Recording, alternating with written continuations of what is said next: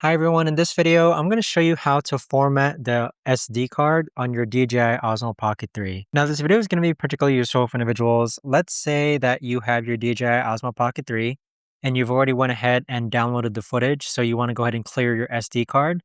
How do you actually go ahead and format your SD card on the DJI Osmo Pocket 3? So the first thing that you're going to go ahead and do is turn on your DJI Osmo Pocket 3, and then you're going to go ahead and swipe down.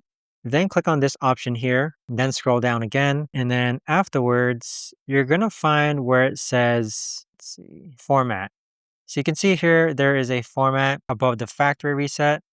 And then what format means is that it's going to wipe out your SD card. So if you swipe to format your SD card, it's essentially going to go ahead and erase all the footage or photos on your SD card. But that right there, guys, is the best and easiest way that I know of to actually go ahead and format your SD card on your DJI Osmo Pocket 3.